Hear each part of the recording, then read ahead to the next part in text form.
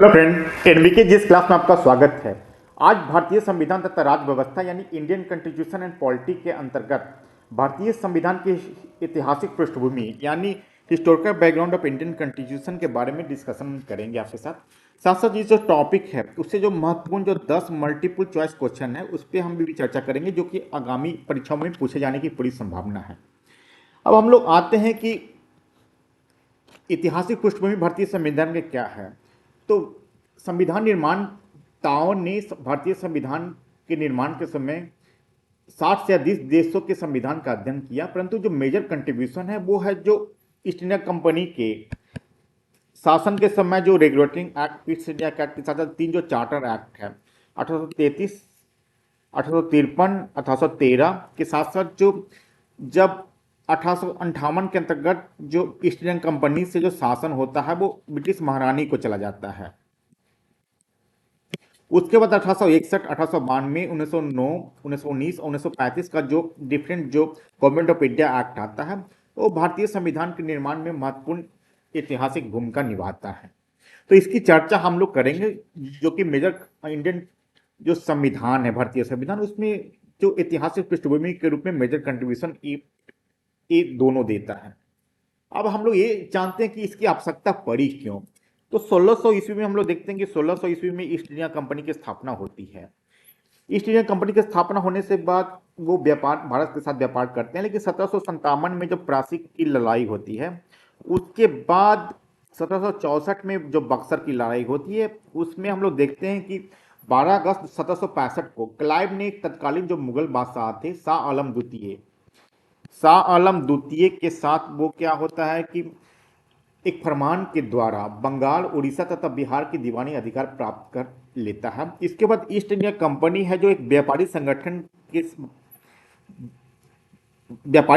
के रूप में न रहकर एक प्रशासनिक निकाय के रूप में भी कार्य करने लगता है। तो प्रशासनिक निकाय के रूप में कार्य करने के लिए जरूरी है कि डिफरेंट एक्ट लाया जाए। इसी के तहत चार्टर एक्ट और गवर्नमेंट ऑफ इंडिया एक्ट लाया जाए, जिसमें कि भारत पे उनके द्वारा शासन किया गया। इसी को एक ऐतिहासिक पृष्ठभूमि के रूप में हम वन बाय वन इसकी हम चर्चा करेंगे। तो यहाँ पे हम लोग देखते हैं रेगुलेटिंग एक्ट जो कि 1773 में आया है। यहाँ पे बंगाल के गवर्नर को अब समस्त अंग्रेजी क्षेत्रों का गवर्नर कहा जाने लगा। इसी के तहत बंगाल के जो गवर्नर थे वो बंगाल को गवर्नर जनरल कहा गया। इसके साथ ही कुछ विशेष मामलों में से बंबई तथा मद्रास की जो प्रेसिडेंसी था उसको भी मॉनिटरिंग करने का अधिकार दिया गया है बंगाल के गवर्नर को, बंबई और मद्रास के। लेकिन अब इसका शासन गवर्नर जनरल कैसे चलाएंगे, तो इसके लिए एक बोर्ड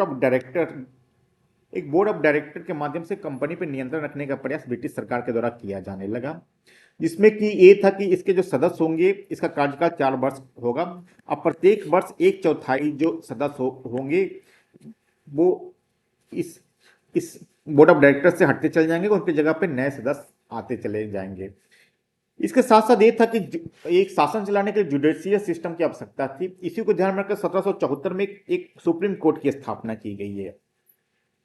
इस अधिनियम के द्वारा कंपनी के जितने भी सभी कर्मी थे इसके न्याय क्षेत्र यानी जुरिडिक्शन में आ गए। उस समय तो हम देखते हैं कि कंपनी के जो कर्मचारी थे उसमें काफी करप्शन फैल गया था। इसी के तहत रेगुलेटरी एक्ट के द्वारा उनके निजी व्यापार, उपहार तथा रिश्वत लेने पर प्रतिबंध लगाया गया। अब है पिट्स इंडिया एक्ट 1784। इसका जो मेजर कंट्रीब्यूशन है वो है इस कंपनी के जो राजनीतिक एवं वाणिज्यिक कार्य थे दोनों को अलग कर दिया गया। हम लोग देखते हैं कि राजनीतिक मामलों को देखने के लिए एक बोर्ड ऑफ कंट्रोल राजनीतिक मामलों को देखता था, तो जितने व्यापारिक जो मामले थे उसको बोर्ड ऑफ डायरेक्टर देखता था। इसके साथ साथ यह है कि मद्रास तथा बंबई के गवर्नर की सहायता के लिए 3-3 सदस्यों के परिषदों का गठन किया गया। अब हम लोग आते हैं 1813 का चार्टर अधिनियम। इस समय तक हम लोग देखते हैं कंपनी के साम्राज्य में काफी वृद्धि हो जाती है। उनके व्यापारिक तथा राजनीतिक दोनों मोर्चों पर संभालना मुश्किल हो रहा था। इसी के साथ साथ कंपनी के व्यापार को अधिकार को समाप्त कर दिया जाता है। इस समय तक देखते हैं 2 मेजर टर्म उसमें यूज होता है, लैसेज फेयर तथा कॉन्टिनेंटल सिस्टम। लाइसेंस फेयर के अंतर्गत क्या होता है कि सभी को मुक्त व्यापार करने का अधिकार दिया गया, जो कि काफी फेमस था। और कॉन्टिनेंटल सिस्टम यानी महाद्वीपीय व्यवस्था, उसमें नेपोलियन का साम्राज्य था फ्रांस में। तो नेपोलियन ने क्या किया कि ब्रिटिश गवर्नमेंट के जो व्यापार था उसको रोकने के लिए कॉन्टिनेंटल सिस्टम यानी महाद्वीपीय व्यवस्था लाया गया, जिससे कि ब्रिटेन थे जो यूरोप के जो दूसरे देश थे वहां व्यापार करने में असमर्थ हो रहे थे। इसी को ध्यान में रखते हुए कंपनी के व्यापार के अधिकार को समाप्त कर दिया, तो जितने भी सब अंग्रेज व्यापारी थे सभी को व्यापार करने की छूट दी गई। इसमें जो भारत में जो अंग्रेजी साम्राज्य का प्रसार हो रहा था उसको ठोस रूप देने के लिए आवश्यक था कि ईसाई धर्म प्रचारकों को अनुमति दिया जाए, जो कि भारत में आके ईसाई धर्म का प्रचार करे। तो 1813 के जो चार्टर एक्ट है उसके तहत ही भारत में धर्म प्रचार के लिए ईसाई धर्म प्रचारकों को आने की अनुमति दी गई। साथ साथ इस एक्ट के द्वारा भारतीयों को शिक्षा के लिए 1 लाख रुपए की व्यवस्था किया गया, जिससे ये था कि भारतीयों को ही जो कंपनी के लिए छोटे जो कर्मचारी थे उसको तैयार किया जा सके।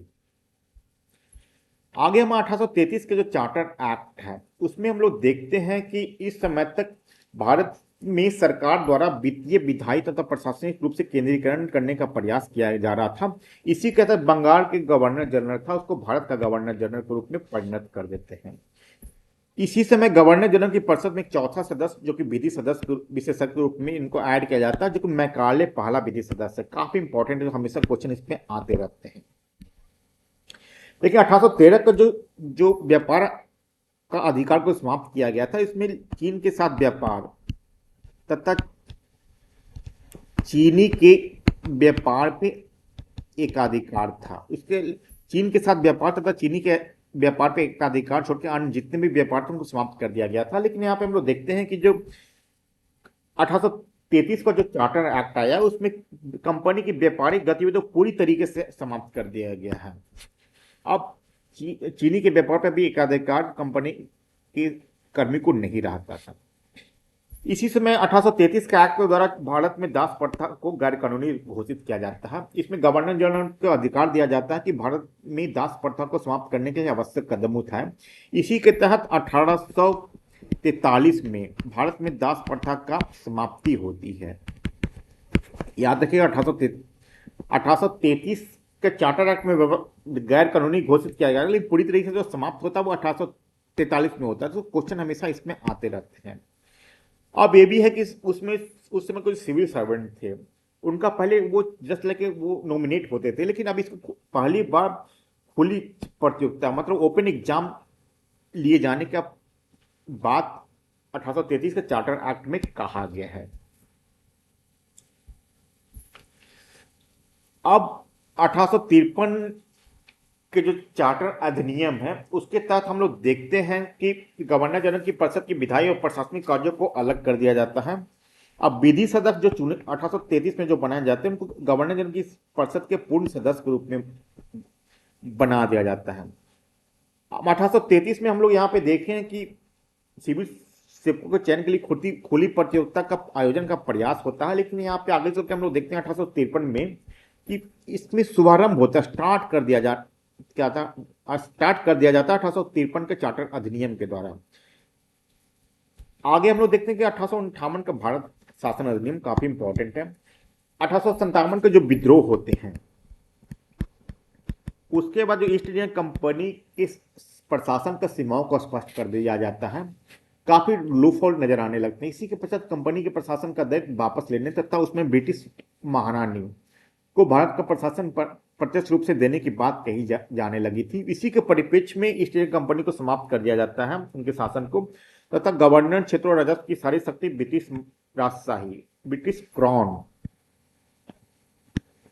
को दिया जाता है। गवर्नर जनरल का नाम बदल के वायसराय कर दिया जाता है, और जो पहले बोर्ड ऑफ डायरेक्टर और बोर्ड ऑफ कंट्रोल था दोनों को समाप्त कर दिया था। इसके जगह पे भारत के राज सचिव यानी सेक्रेटरी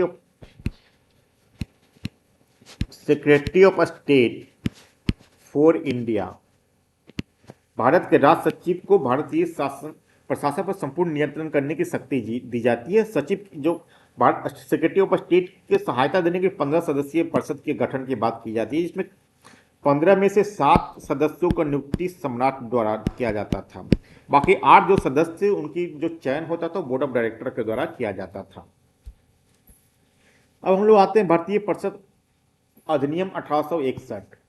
इसकी जो महत्वपूर्ण उपलब्धि है वो है कि कानून बनाने की प्रक्रिया में भारतीय प्रतिनिधियों को शामिल करने की शुरुआत होती है। काफी इंपॉर्टेंट हमेशा क्वेश्चन आते रहते हैं कि भारतीय प्रतिनिधियों को कानून बनाने की प्रक्रिया में कब शामिल किया गया, तो वो 1861 के अधिनियम के तहत ही किया जाता है। उसमें तो जो तत्कालीन वायसराय थे कैनिंग, उनके द्वारा 1862 में बनारस एवं पटियाला के महाराजा, काफी क्वेश्चन आते रहते हैं, तथा सर दिनकर राव को विधानसभा में मनोनीत किया जाता है। तो ये सब आप लोग याद रखिए, क्वेश्चन हमेशा पूछे रहते हैं। इसके अलावा हम लोग देखते हैं कि 1833 में सेंट्रलाइजेशन का प्रयास किया जाता है, लेकिन इसमें हम लोग देखते हैं 1861 में कि डिसेंट्रलाइजेशन का प्रयास किया जाता है। इसी के तहत मद्रास और बम्बई प्रेसिडेंसी को विधायी शक्तियां देखकर डिसेंट्रलाइजेशन की शुरुआत की जाती है। भारतीय संविधान में हम लोग देखते हैं कि 123 के तहत राष्ट्रपति तथा 213 के तक राज्यपाल को अध्यादेश जारी करने का अधिकार दिया जाए। इसका जो हम लोग बीज देखते हैं, जड़ देखते हैं, वो 1861 के जो एक्ट है गवर्नमेंट ऑफ इंडिया, उसके में हम लोग देखते हैं इसमें कि कहा गया कि वायसराय को आपातकाल में बिना काउंसिल की संस्तुति लिए अध्यादेश जारी करने का अधिकार है। तो काफी क्वेश्चन इससे आते रहते हैं, इसको आप लोग याद रखिए। अब है कि भारतीय परिषद अधिनियम 1892, गवर्नमेंट ऑफ इंडिया एक्ट 1892। इसमें जो इंपॉर्टेंट है वो है कि विधान परिषदों को बजट पे बहस करने तथा विधि निर्माण संस्था थी उसको प्रश्न पूछने का अधिकार दिया गया। तो काफी इंपॉर्टेंट, इस पर क्वेश्चन हमेशा आते रहते हैं कि किस अधिनियम के द्वारा फर्स्ट टाइम में बजट पे बहस करने तथा प्रश्न पूछने का अधिकार दिया गया है। तो ये है 1892, गवर्नमेंट ऑफ इंडिया 1892। इसमें कहा गया कि प्रांतीय विधान परिषद को यह अनुमति दी गई कि वो गवर्नर जनरल की अनुमति प्राप्त कर केंद्रीय कानून को अपने प्रांत में परिवर्तित कर सकती है। आगे हम लोग देखते हैं कि जो गवर्नमेंट ऑफ इंडिया 1909, जिसको कि मॉडल मिंटो सुधार कहते हैं, काफी इंपॉर्टेंट है।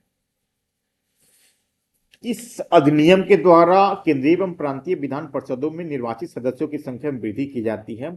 शासक प्रांतीय जो विधान परिषदों को में गैर सरकारी सदस्यों के बहुमत स्थापित किया जाता है। हम लोग देखते हैं कि गैर सरकारी सदस्यों में मुख्यतः जो थे वो नामांकित थे तथा बिना चुने हुए सदस्यों की संख्या अधिक थी। इसके साथ साथ जो सबसे इंपॉर्टेंट जो क्वेश्चन हमेशा आते रहते हैं वो है गवर्नर जनरल की कार्यकारिणी में भारतीय सदस्य को नियुक्ति किया जाता है। ये फर्स्ट टाइम है, क्वेश्चन हमेशा आते रहते हैं कि इस अधिनियम के द्वारा गवर्नर जनरल की कार्यकारिणी में भारतीय सदस्य को नियुक्त किया गया। तो वो है गवर्नमेंट ऑफ इंडिया 1909 के तहत। इसमें भी सबसे पहला इंपॉर्टेंट है सत्येंद्र प्रसाद सिन्हा को प्रथम भारतीय सदस्य के रूप में चुना जाता है, जो कि विधि सदस्य के रूप में उनकी नियुक्ति होती है। अब हम लोग आगे चल के देखते हैं कि जो राष्ट्रीयता को छीन करने के लिए सांप्रदायिकता को बढ़ावा देना आवश्यक हो रहा था उस समय तक, बंगाल विभाजन उसी का एक अगली कड़ी थी। उसी में हम लोग देखते हैं कि 1909 के जो मॉडल मिंटो जो सुधार होता है उसमें मुस्लिमों के लिए पृथक निर्वाचन की व्यवस्था की जाती है, उनको मुस्लिमों को सांप्रदायिक प्रतिनिधित्व देने की व्यवस्था की गई थी। इसमें भी था कि मुस्लिमों को प्रतिनिधित्व देने के मामले में विशेष रियायत उनको दी गई थी। उन्हें केंद्रीय एवं प्रांतीय विधान परिषद में जनसंख्या के अनुपात से अधिक प्रतिनिधि भेजने का अधिकार दिया गया था मुस्लिमों को। 1909 के एक्ट में हम लोग देखते हैं कि जो मेन था बजट पे, तो वो सदस्यों को आर्थिक प्रस्तावों को बहस करने, उनके विषय में संशोधन प्रस्ताव रखने, उनके कुछ प्रस्ताव पे संशोधन प्रस्ताव रखने, उनके कुछ विषयों पर मतदान करने तथा प्रश्न पूछने, साधारण प्रश्नों पर बहस करने, मतदान करने का अधिकार दिया गया।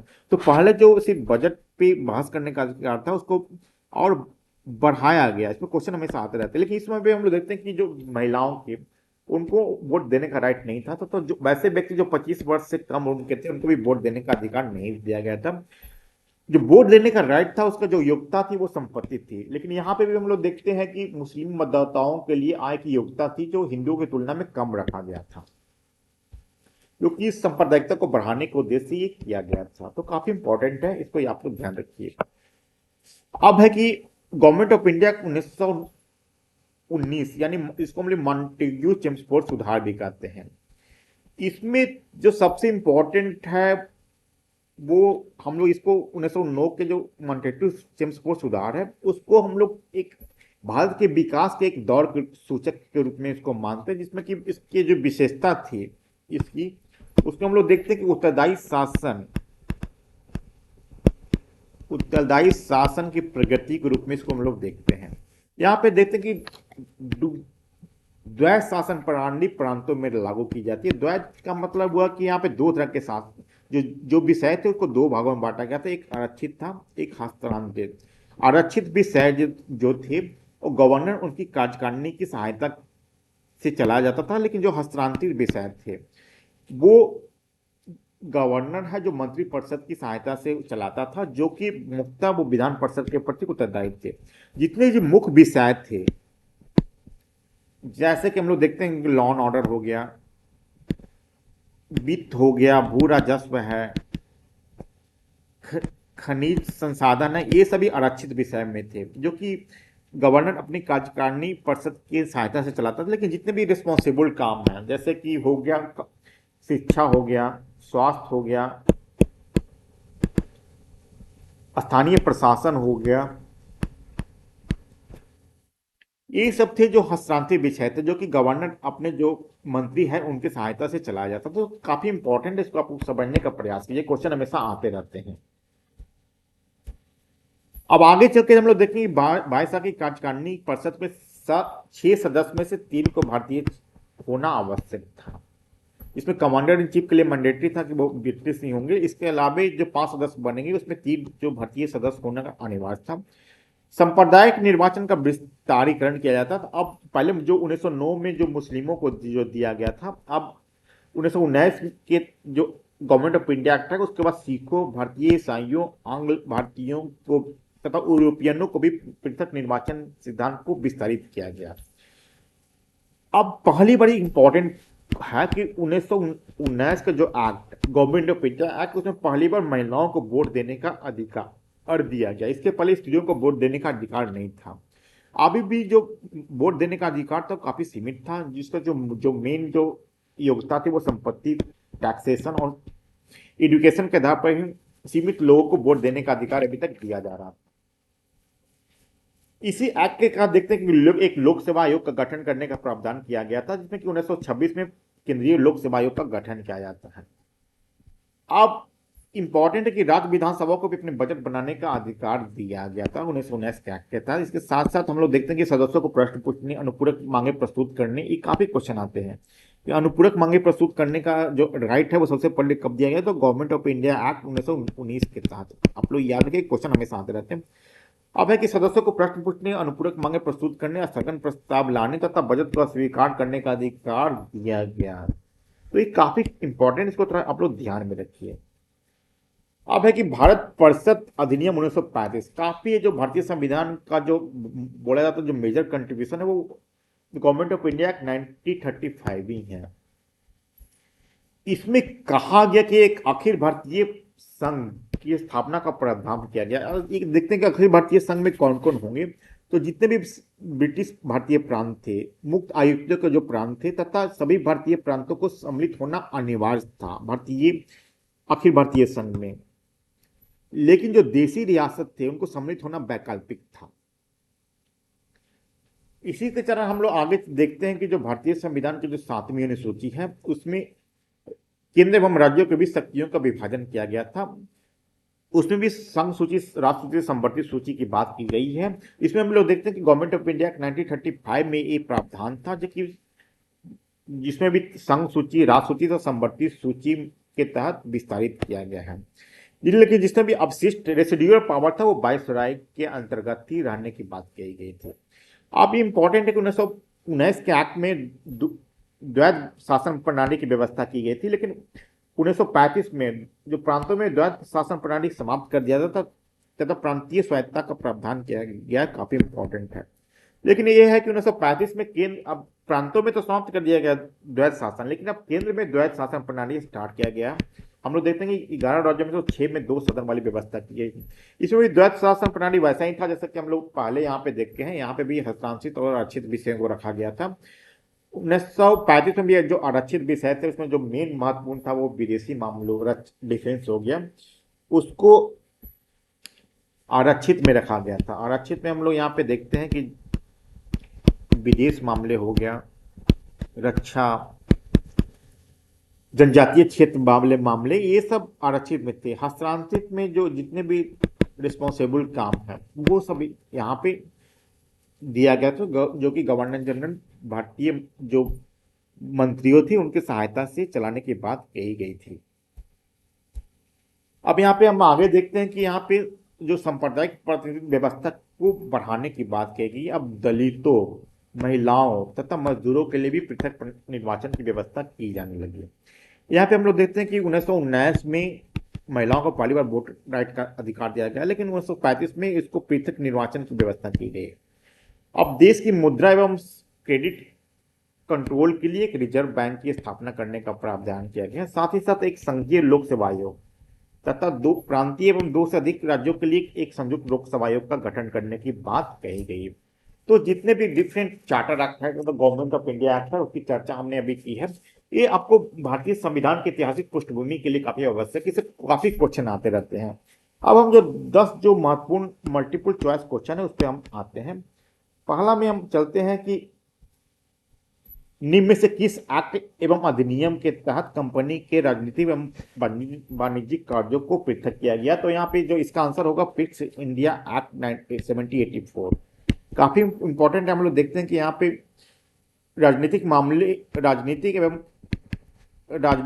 मामले के लिए बोर्ड ऑफ कंट्रोल तथा जो व्यापारिक मामले थे उनको बोर्ड ऑफ डायरेक्टर के द्वारा नियंत्रण करने की बात की गई है। तो फिट्स इंडिया एक्ट 1784 के द्वारा कंपनी की राजनीतिक एवं वाणिज्यिक कार्यों को अलग किया गया। इसका आंसर होगा बी। अब अगर निम्न में से किस एक्ट एवं अधिनियम के तहत कंपनी के व्यापारिक एकाधिकार को समाप्त किया गया। तो व्यापारिक एकाधिकार को जो समाप्त किया गया वो 1813 के चार्टर अधिनियम के द्वारा। लेकिन अभी भी हम लोग देखते हैं कि चीन के साथ व्यापार तथा जो चीनी के व्यापार पे जो एकाधिकार था वो अभी भी ईस्ट इंडिया कंपनी का था, लेकिन जो पूर्ण रूप से जो समाप्ति होती है वो 1833 के चार्टर एक्ट के द्वारा। लेकिन यहाँ पे बोला जा रहा है कंपनी के व्यापारिक एकाधिकार तो समाप्त करने की बात कही गई। तो इसका आंसर होगा 1813 का चार्टर अधिनियम। आप लोग कंफ्यूजन मत होइएगा 1813 और 1833 में। निम्न में से किस अधिनियम के तहत सिविल सेवकों को चयन के लिए पहली बार खुली प्रतियोगिता के आयोजन करने का उल्लेख किया गया है। तो ये है 1833 के अधिनियम के तहत पहली बार जो सिविल सर्वेंट थे उनके ओपन एग्जाम लेने की बात कही गई। लेकिन जो शुभारंभ होता है वो होता है 1853 के एक्ट के तहत। लेकिन यहाँ पे पूछा जा सकता है उल्लेख करने की बात कही गई, तो ये है 1833 के चार्टर एक्ट के तहत। अब है कि निम्न में से कौन सा कथन सही नहीं है। तो यहां पे हम लोग देखते हैं कि बक्सर युद्ध के उपरांत कंपनी को बंगाल, बिहार तथा अवध की दीवानी प्राप्त हुई, ये सही है। कलकत्ता में उच्चतम न्यायालय की स्थापना रेगुलेटरी एक्ट के तहत हुई, ये भी सही है। 1774 में इसकी स्थापना हुई। फिट्स इंडिया एक्ट के तहत बंगाल के गवर्नर जनरल को भारत का गवर्नर जनरल बनाया गया, एक गलत है। ये है 1833 के जो चार्टर एक्ट है उसके तहत बनाया गया था। तो इसका आंसर होगा सी। अब है कि निम्न में से किस अधिनियम के तहत विधान परिषदों को बजट पर बहस करने एवं विधायी निर्माती संस्थाओं को प्रश्न पूछने का अधिकार दिया गया है। तो वे है 1892 गवर्नमेंट ऑफ इंडिया एक्ट 1892। अब एक सांप्रदायिक आधारों पर सिखों, भारतीय ईसाइयों तथा आंग्ल भारतीय एवं यूरोपियन के लिए पृथक निर्वाचन के सिद्धांत को किस अधिनियम के तहत विस्तारित किया गया है। तो इसका आंसर होगा 1919 के अधिनियम। इसका आंसर होगा सी। आप लोग ध्यान रखिएगा जो 1909 था उसमें मुस्लिमों को दिया गया। 1919 में जो देने की बात कही गई वो सिखों, भारतीय ईसाइयों तथा आंग्ल भारतीयों को एवं यूरोपियन को। 1935 में जो देने की बात कही गई है वो महिलाओं, दलितों एवं मजदूर को। तो एक कंफ्यूजन नहीं होइएगा, इस पे क्वेश्चन हमेशा आते रहते हैं। तो तीनों अलग अलग जो लोग थे उनको देने की बात की गई। तो यहाँ पे सिखों, भारतीय ईसाइयों तथा आंग्ल भारतीयों तथा यूरोपियन को जो पृथक निर्वाचन के सिद्धांत को अपनाया गया था वो 1919 के गवर्नमेंट ऑफ इंडिया एक्ट के तहत हुआ था। अब क्योंकि निम्न में से किस अधिनियम द्वारा प्रांतों में द्वैध शासन प्रणाली स्टार्ट की गई। तो द्वैध शासन प्रणाली स्टार्ट जो कही गई थी 1919 के अधिनियम के तहत। अब अगले क्वेश्चन पे आते हैं कि संविधान की 7वीं अनुसूची में संघ सूची, राज्य सूची तथा संवर्ती सूची के संदर्भ में केंद्र एवं राज्यों की मत शक्तियों के विभाजन को उल्लेख है।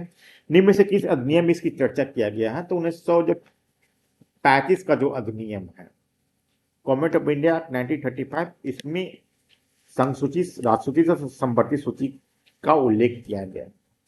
अब अगले क्वेश्चन पे आते हैं कि भारत परिषद अधिनियम 1909 के तहत गवर्नर जनरल की कार्यकारिणी में एक भारतीय सदस्य को शामिल किया गया जाना था। पहले भारतीय सदस्य के रूप में किसे शामिल किया गया? तो काफी क्वेश्चन इंपॉर्टेंट है।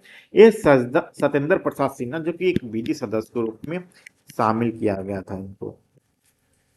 अब अगले क्वेश्चन पे आते हैं कि निम्न में से कौन सा कथन गलत है? तो यहाँ पे हम लोग देखते हैं कि मॉन्टेग्यू चेम्सफोर्ड शेड्यूल, जो कि हम लोग 1919 का जो गवर्नमेंट ऑफ इंडिया एक्ट कहते हैं, प्रांतों में द्वैत शासन प्रणाली का आरंभ किया गया था, ये सही है। 1909 में पहली बार किसी भारतीय को वायसराय एवं गवर्नर जनरल की कार्य परिषद के साथ एसोसिएशन बनाने का अधिकार दिया गया, ये भी सही है। 1935 के अधिनियम के तहत प्रांतों में द्वैत शासन प्रणाली की समाप्ति की गई, ये भी सही है। 1935 के अधिनियम में पृथक निर्वाचन के लिए केवल दलितों तक विस्तारित किया गया, गलत है। सिर्फ केवल शब्द है, केवल दलितों तक नहीं बल्कि महिलाओं, मजदूर वर्ग के लिए भी था। तो इसका आंसर होगा डी। तो ये काफी डिटेल से मैंने इस पे चर्चा की है। तो मैं समझता हूँ कि भारतीय संविधान के ऐतिहासिक पृष्ठभूमि में कोई भी प्रश्न आते हैं किसी भी एग्जाम में, तो आप आसानी से इसका आंसर दे सकते हैं। तो ये वीडियो कैसा लगा कमेंट बॉक्स में लिख के जरूर बताइए, तथा अब तक मेरे चैनल को सब्सक्राइब नहीं किया तो कृपया चैनल को सब्सक्राइब कर लीजिए। वीडियो तो के अंत तक बने रहने के लिए धन्यवाद।